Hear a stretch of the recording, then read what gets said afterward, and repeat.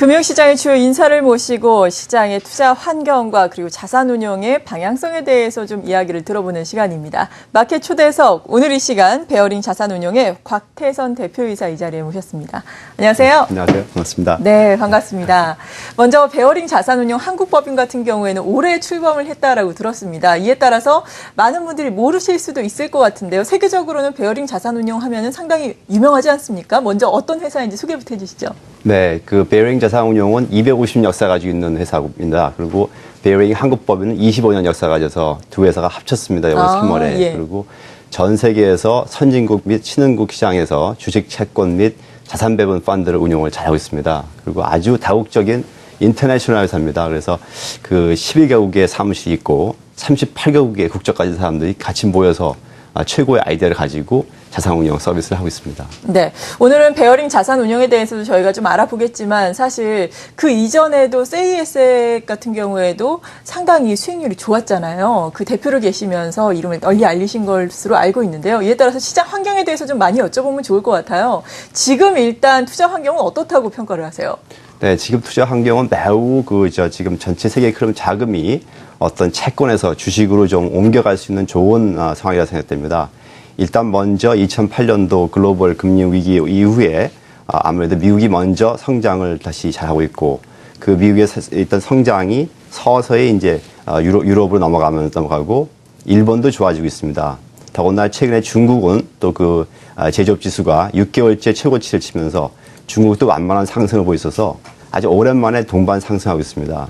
근데 이 동반 상승하면서도 어떤 상승이 너무 지금 가파라가지고 금리가 올라가든가 인플레가 오고 또 원자재 값이 올라가는 게 아니기 때문에 어떤 제조업을 많이 하는 물건을 만드는 동북아시아, 중국, 일본, 한국, 대만 이런 나라가 수혜가 될 것 같습니다. 그렇군요. 중국, 대만 등이 수혜를 볼 수 있을 것이다라고 말씀해 주셨는데 베어링 자산운용 같은 경우에는 이들 특히 신흥국 시장에 많이 관심을 가지고 있다라고 들었거든요. 이러한 부분에 대해서도 좀 설명을 해주시면 좋을 것 같아요. 네, 아무래도 지금 당장은 최근에는 선진국인 영국, 미국, 일본이 시장이 좋았지만은 아무래도 성장이 더 빠른 곳은 그 선진국보다는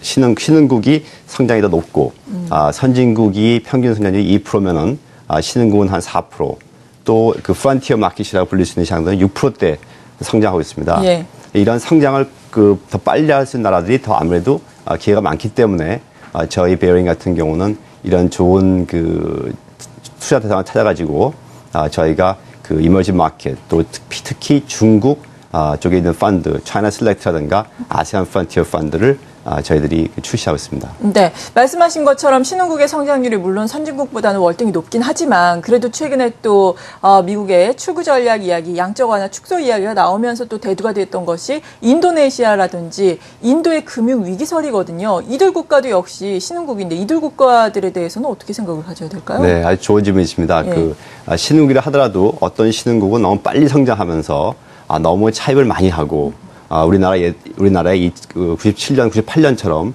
너무 차입이 많고 또 경상수지가 적자가 많을 때에는 아무래도 위험합니다. 네. 그렇지만 우리나라 같은 경우는 지금 경상수지가 흑자면서 중국도 마찬가지고 또 거기다가 올해 상반기에 중국이나 대만이나 한국 같은 경우는 외국에서 자금이 많이 안 들어왔습니다. 근데 반대로 인도네시아나 인도 같은 경우는 외국 자금이 많이 들어왔었기 때문에 지금 빠져나갈 수 있는 것이고 예. 거꾸로 상반기에 돈을 많이 못 받은 이 동북아시아는 지금부터 외국 자금이 더 들어올 거로 지금 보겠습니다. 특히나 앞서서 중국 시장을 상당히 중요하게 보고 있다라고 말씀해 주셨는데 그렇다면 중국 시장 지금은 일단 연착륙에 대한 기대감이 큰데요. 주식 시장도 함께 좀 크게 올라갈 수 있을까요? 어떻게 보세요? 중국 시장은 지금 밸류에이션 측면에서는 정말 좋은 기회가 생각됩니다. 예. 2007년도에 상해 종합주식에서 6천까지 갔었을 때는 거의 퍼가 30배 넘었는데 지금 퍼가 한 8배 되고 있고 지금 상해 종합주식지수가 지금 한 2,000밖에 안 되기 때문에 네. 지금 중국이 결국은 전체 세계 경제의 축이 서양에서 동양으로 옮긴 거고 중국이 앞으로 미국같이 거대한 제1강대국이 된다고 생각한다 그러면 그런 시장을 지금 퍼 8배에 살 수 있다는 것은 굉장히 좋은 기회라고 생각됩니다. 네, 그렇다면 중국을 좀 단기적으로 보지 말고 장기적으로 보자면 여전히 투자하기에 유망한 곳이다라고 보시는 건가요? 네, 지금 중국은 당장 어떤 단기에 예. 고성장보다는 약간 이 기회에 좀 개혁도 하면서 좀 부패도 좀 정리하고 좀 더 장기의 성장을 위해서 준비하는 것 같습니다. 그래서 저는 여전히 그 중국이라든가 이 아시아가 어떤 그 세계 경제에 축이 되는 것은 틀림이 없으니까 예, 중국 투자가 유망하다고 생각합니다. 네. 그렇다면 신흥국 내에서도 우리 증시가 상당히 요즘에 특히나 말씀하신 것처럼 상반기에 외국인의 자금이 많이 빠져나간 영향도 있기 때문에 또 외국인의 자금이 많이 들어오면서 선전을 하고 있지 않습니까? 차별화된다라는 이야기가 많이 나오고 있는데 우리 증시 같은 경우에는 어떻게 보세요? 네, 한국 증시도 중국과 비슷하게 실이 예. 어떻게 보면 그 지금 지수가 지금 2000 아래에서 박스권으로 움직이면서 있고 또 지금 밸류에이션 차원에서 보면 우리나라 지금 주식시장도 퍼가 한 8배 되기 때문에 굉장히 밸류에이션으로 매력이 있었는데 세계 경제가 성장하는 모습이 아닐 때는 한국 주식을 외국 투자자들이 피했지만 지금같이 전 세계에 동반 성장이 있을 때는 한국이 역시 수혜주다 해가지고 최근에 보다시피 외국인 자금이 한 6조 들어온 걸로 알고 있고 뭐 오늘 하루는 약간 좀 순매도라고 알고 있지만 전체의 큰 흐름은 외국 자금이 이 동북아시아 쪽으로 올 것 같습니다. 그렇군요. 하지만 또 지난주 같은 경우에는 글로벌 자금의 흐름을 보자면은 선진국을 중심으로 상당히 많이 유입이 됐다라고 들었거든요. 양적 완화 기조가 계속해서 유지된다라고 FOMC에서 발표가 되면서요.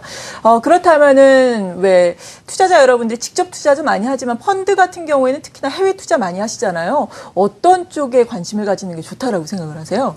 네, 물론 저희 회사가 출시하고 지금 예. 많이 프로모션하고 있는 베어링 공격적으로 투자할 때는 베어링 차이나 셀렉트 펀드와 베어링 아세안 프론티어를 권하고 싶습니다. 그리고 약간 보수적으로 안정적인 수익 원하시면은 한국 주식에 투자하는 고배당 펀드와 가치형 펀드 그리고 차이나 채권 펀드를 권하고 있습니다. 네. 앞서서 또 이야기를 드렸는데 요즘에 아무래도 저성장 시대고 또 고령화 시대다 보니까 개인들의 금융에 대한 뭐 요구가 다양화되고 있다라고 이야기를 해드렸잖아요. 그렇다면 앞으로 이러한 요구를 좀 충족시키기 위해서 어떤 상품들을 출시를 예정을 하고 계신지 이 점도 궁금하네요.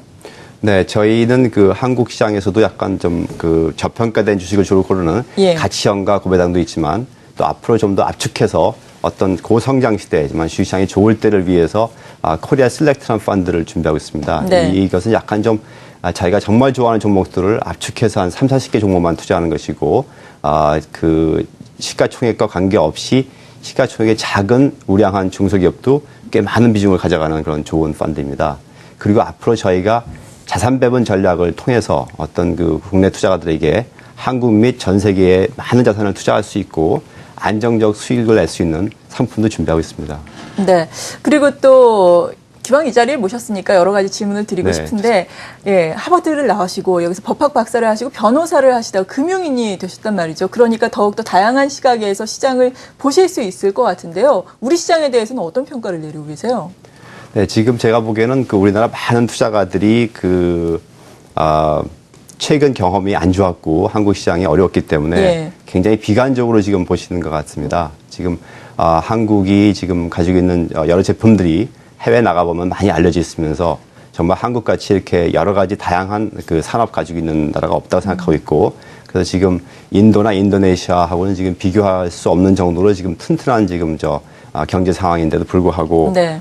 많이 지금 비관적으로 보고 있는 것 같아서 지금 지수가 최근에 2,000 가면서 많은 투자가들이 조금 이렇게 환매하는 걸 좀 보면서 좀 안타까운 것이 기왕 약간 좋은 투자 기회를 놓쳤거나 환매기에 놓쳤으면은 한 박자 좀 느리게 해가지고 거꾸로 좀 주위에 많은 사람들이 환매하더라도 이번에는 한 번 더 지수가 2,000에 올라가서 한참 더 올라갈 수 있을지 모르니까 아예 좀 참고 하시면 좋겠다는 좀 그래서 좀 인내성을 좀 더 가지면 좋겠다. 네, 인내심을 가지자라고 네. 말씀해 주셨는데 마지막으로 조언을 덧붙여 주시자면 간략하게 어떤 말씀해 주시겠어요? 역시 큰 그 투자를 하기에는 역시 그 시야를 넓게 보고 좀 멀리 본다고 생각하면은 역시 저희 생각에는 전체 세계 경제의 축이 아무래도 서양에서부터 동양으로 오는 걸 생각하고 있습니다. 예. 그럼 동양으로 온다 그러면 역시 동양의 중심 중에 하나인 중국을 비롯하여 한국이라든가 이런 나라들이 앞으로 좋아질 거기 때문에 좀 더 그 큰 시야를 보면서 투자를 하시고 좀 느긋하게 좀 기다리는 게 좋을 것 같습니다. 네, 잘 알겠습니다. 오늘 이 시간 이렇게 베어링 자산운용의 곽태선 대표이사 모시고 여러 가지 도움 말씀 들어봤습니다. 감사합니다. 감사합니다.